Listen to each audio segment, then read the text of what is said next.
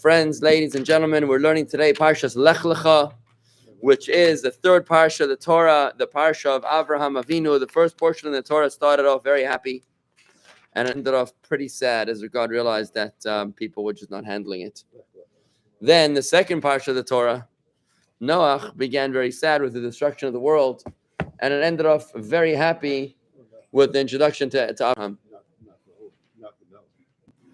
Not for Noah, but for everybody else, yeah. And even for Noah, it's pretty sad. Anyways, of course it was. The destruction of his world. Well, it's also his destruction. Then in the third Parsha of the Torah comes Parshas Lecha, when the very beginning of the portion starts at Abraham, the middle of the portion, and the end of the portion, all with Abraham. It's the very best. It's good from beginning all the way through to the very end. The name of the portion means what, folks? What does Lecha mean? Go. Lecha means proceed, progress, keep on moving, keep trucking. That's what it means. Now, the name of a portion captures within it the essence of the entire portion. I spoke about this in my sermon this past Shabbos, that the Rebbe proves that the name of a portion is not merely the first regular word, the first special word of the portion, the first unique word of the portion. It's not. Because if that was the case, then Noach would be called Todos, and Todos would be called Yitzchak. We spoke about that on Shabbos. But the name of a portion captures its very essence. It's not just a label, it's actually a portal. And if the name of this week's portion is Lech Lecha, which means progress, if the name of the portion is Lech Lecha, then this would imply that the whole portion is about progress. The whole portion is about proceeding. Yet, we come across some major setbacks in the portion. Let's take a look. I just have to comment that it's really beautiful to see the roundtable Torah discussion growing like pre-COVID times. This is really nice. I probably haven't seen the movie, but I feel it's like the Blues Brothers. We got the game back. We got the game back. All we need is Burger, and you'll be here. We got the game back. It's amazing. It's amazing. Good times. Thank God they're all here. And a special welcome to our virtual visitors, to Corey and Fran, to Lauren Winston, and to David Booker Tov, to you all. I hope you guys have a chumash, because Wednesdays and Thursdays. We ought to get into the mode of, as a congregation, to say at the start of the Torah reading, Vatem hadveikim v'Hashem Elokeichem chayim kulchem hayom. It's a powerful thing that says essentially this. You're saying that as a community we should say that. Yeah, exactly. Because there's certain verses that we recite as a community and some which we don't yet know about how to do. So this one you're talking about is when the Torah comes out. What Andy is talking about is as soon as the Torah comes out, we say, it's really the Torah comes out and whoever's announcing the Aliyah says, and you say, Yamot, Kohen, Rabbi Avraham, says at the bottom of page 62, it says, and you who cleave to the Lord your God are all alive today. That's what Andy is encouraging us to say aloud as a community, which is certainly a very, very beautiful and powerful verse, as the verse inspires us to realize that you're holding on to the Torah. That's life, which means you come to this class. It doesn't just mean that you're coming to a class and have a reason to get out of bed, but you're actually alive.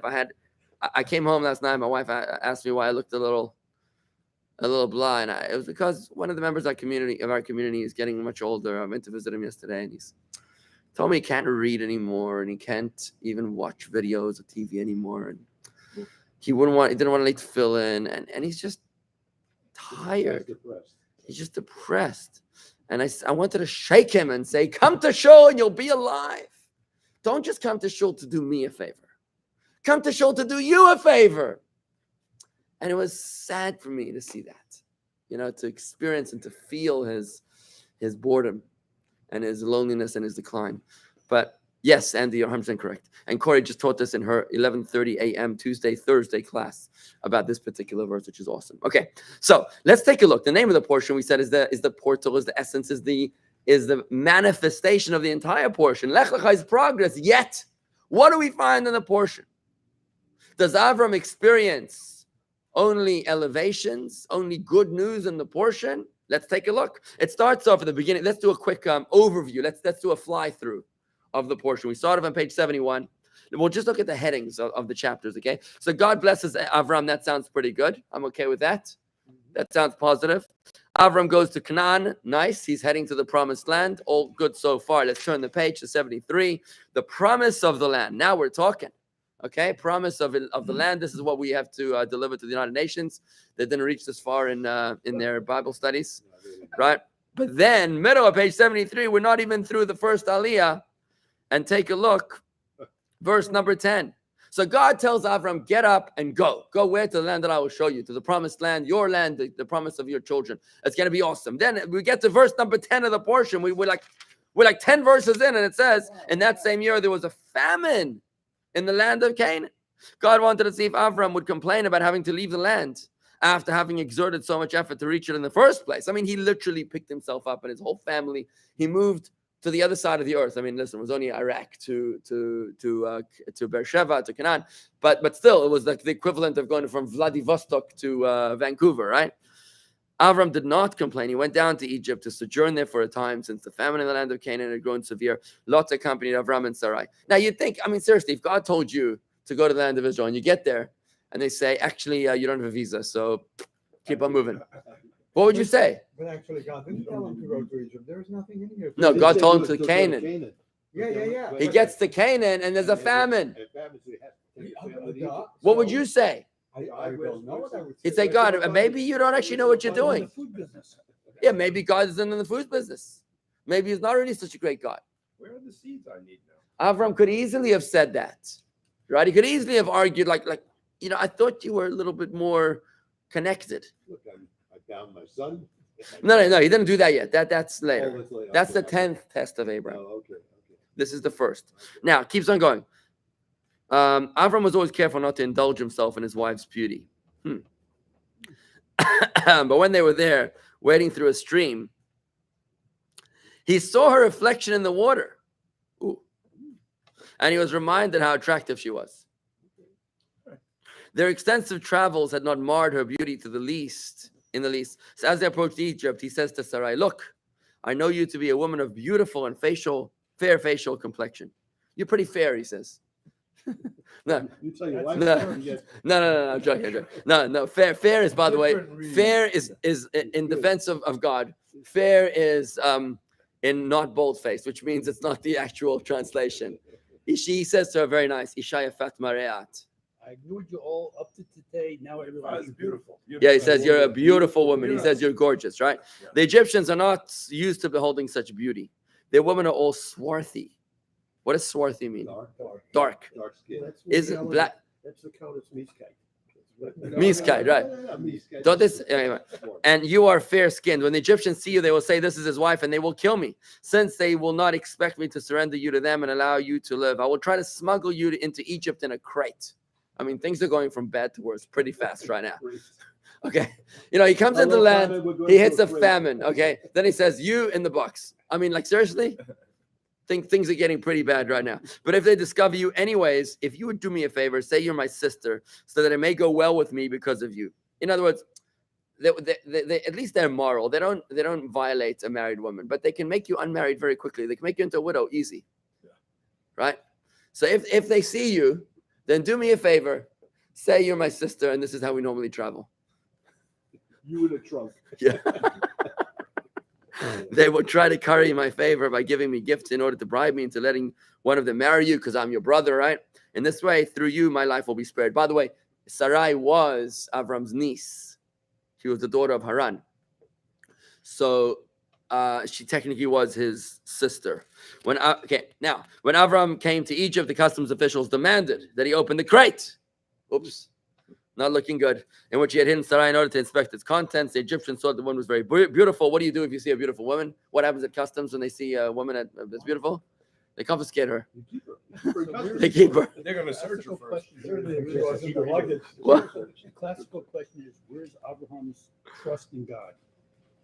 Okay, hold on. That's a little deeper. We're still in the literal level right now. Hold on, bear with me. You're right. We're not scuba yet. We're not going scuba yet. So Pharaoh's ministers of state saw her and spoke highly of her, agreeing amongst themselves that she was beautiful enough to be a wife of Pharaoh. Okay, confiscated. So the woman was taken into Pharaoh's palace. I mean, this is what's happening.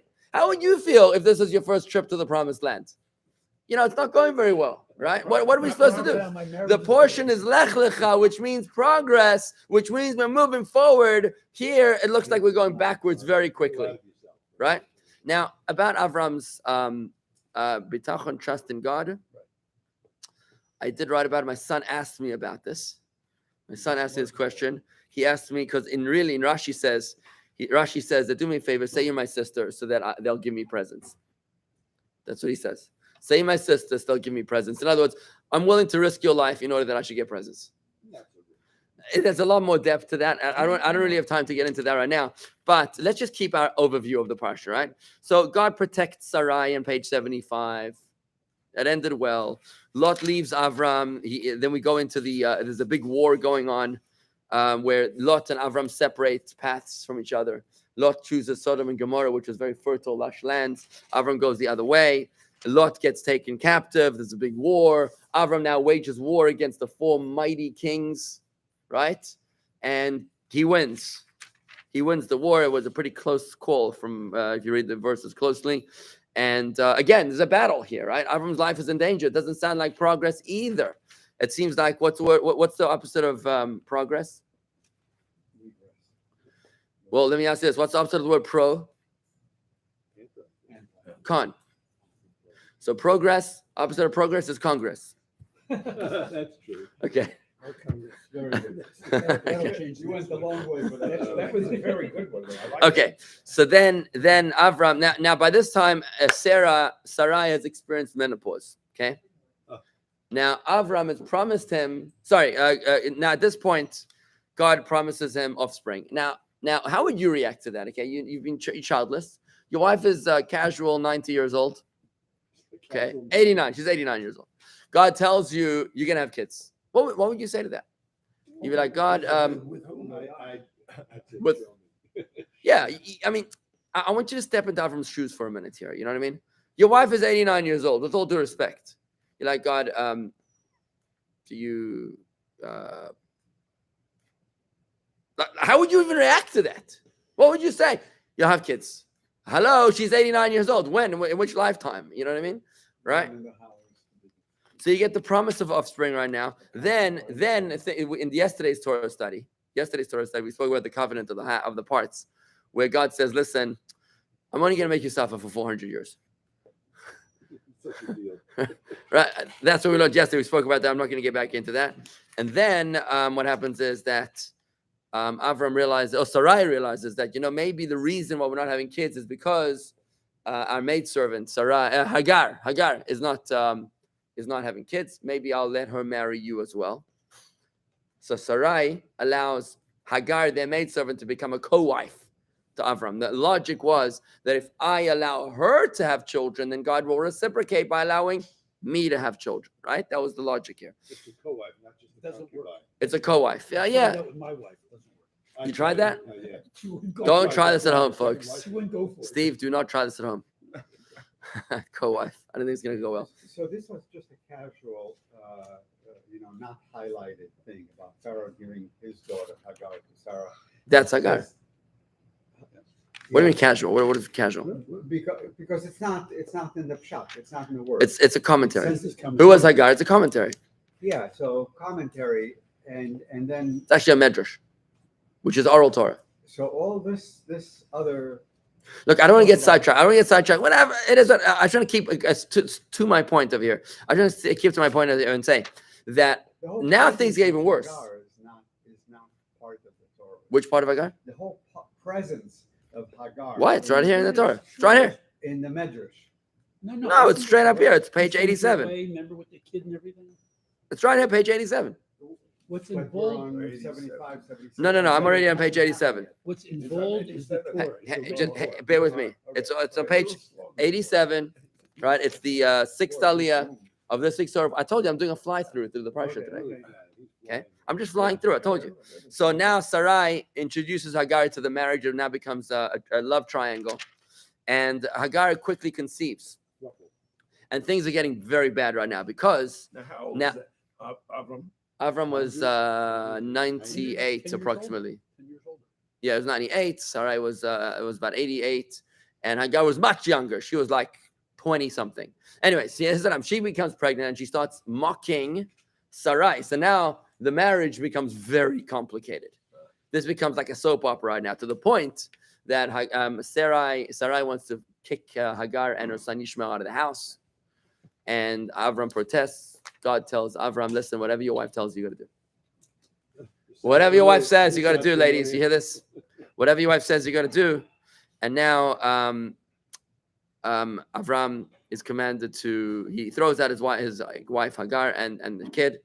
Then God tells him to have a covenant, and he changes his name and changes Sarah's name, and that's where we end. Oh, no, hang on. What's that? Was she born yet? The end of the portion. I don't think. Yeah, I'm not sure. Oh, God says you'll have a child. We'll call him Yitzchak. Yitzchak means to laugh, right? And then, but he's not born yet. That's next week. All right. So now I just want to talk about this. So we've come across a lot of setbacks. How could all these setbacks be part of the portion of Lech, which means progress? From here, the Rebbe derives. The Rebbe explains that from here we learn that every time we experience a descent, it is only for the purpose of a greater ascent to follow. Don't look at life in terms of individual and isolated dots, but rather at the bigger picture, where the purpose of every descent is for a greater ascent, much like a roller coaster that goes down in order to go up, right? Anytime in the Parsha, you'll notice that Avram experiences struggle. It's in order to be able to experience. It is Ricardo. Shimon, I didn't recognize you. Nice to see you, Shimon. Welcome. Great to see you. Welcome. Okay. So every time that Avram experiences a descent, he comes up with a greater ascent. And I don't have time to analyze it right now, but if you look, for example, we spoke yesterday where Hashem tells Avram, you'll have only 400 years of suffering, but you will emerge with rechush gadol, with great wealth. And we spoke yesterday what that great wealth wasn't dollars and cents, which he got, by the way, gold and silver, but it meant really the spiritual bounty, which was the sparks that we spoke about yesterday, the divine sparks that were embedded in those states and locations of dysfunction that he needed to redeem, elevate, sublimate, and purify, and to sanctify, to make them holy, right? So that is the ultimate purpose of the descent of the people into states of dysfunction, struggle, and discomfort. And so too, says the Rabbi, in our individual lives. Sometimes we find situations when bad things happen to good people. Sometimes we find a descent which is either a spiritual catastrophe or a material catastrophe. We have to remember from this week's Torah portion, Lech Lecha, I'm commanding you, Abraham, and every Jew to follow from your descendants, that every step of your journey is forward. And if you're experiencing a setback, it's actually like the draw of an arrow. The precursor to something positive. It's the draw of the arrow, which is moving backwards only in order. A silly person would say, "Oh, the arrow is moving towards the wrong guy. You're a fool. You're pushing the arrow towards the shooter, not to the target." Silly. I'm pulling it towards the shooter so I can get to the target. One more time. You're increasing the what? Increasing the potential energy with every inch you're pulling back, so that then the kinetic energy that when you release it will be stronger. You're increasing the potential energy. Is brilliant. You're increasing the potential energy so that the subsequent kinetic energy will be magnified, because energy is never lost or dissipated. It only transforms into another form. So potential energy turns into kinetic energy. You know where else we see this is Yaakov. When Yaakov spent 15 years.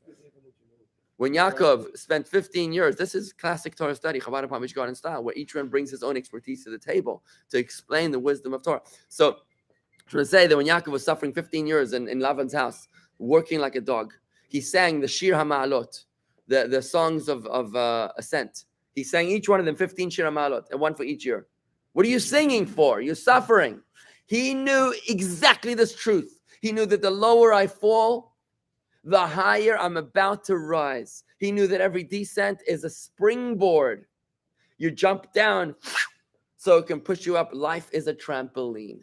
You're going down, brace yourself for greater heights. That is the message that the Rabbi gives us. Hashem sends us every situation that we're in order that we should know, in order that we should later experience a greater elevation in the life of every single Jew. Right now, we find ourselves in exile, in a very spiritually dark situation. But we have to remember that this exile is only a springboard, which will lead to the greatest revelation of all, the coming of Mashiach. It's going to happen today, God willing. So be ready for that. And that is the message with which the Rabbi leaves us today. So I never thought about this before. The root of descendants, the word descend.